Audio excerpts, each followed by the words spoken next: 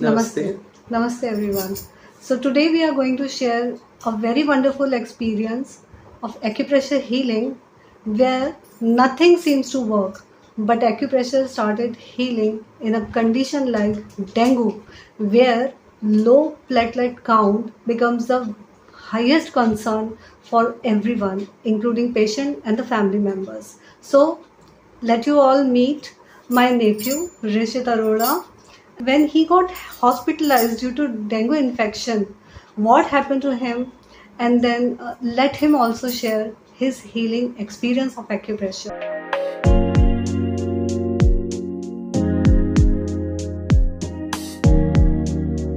I was diagnosed with typhoid and dengue लेकिन dengue starting में पता नहीं चला था, टाइफॉइड का इम्पैक्ट बहुत ज़्यादा था।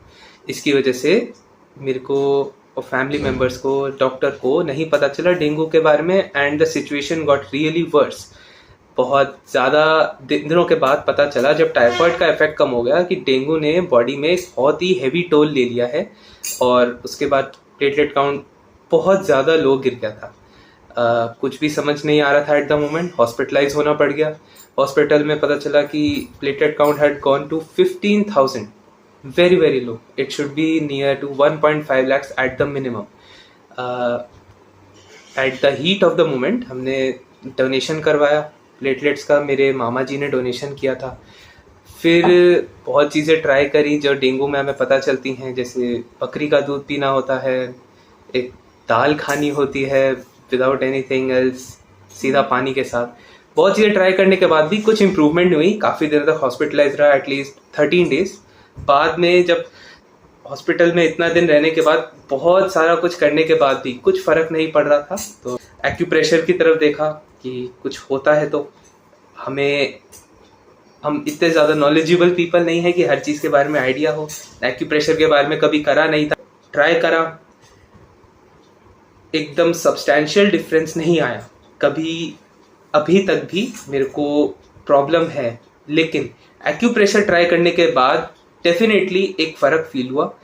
पता चला कि धीरे धीरे जो प्लेटलेट काउंट है वो स्टेबल हो रही है, अनस्टेबल नहीं है जितनी पहले थी। अराउंड इंक्रीज हो रही है, डिक्रीज हो रही है, बहुत लो जा रही है, फिर स्टेबल हो रही है या नहीं हो रही है, समझ नहीं आ रहा था। एक्यूप्रेशर ट्राई करने के बाद एकदम स्टेबल हो गई, इश्यूज नहीं आ रहे थे, प्रोग्रेसिव रेट पे इंक्रीज हो रही थी स्लोली।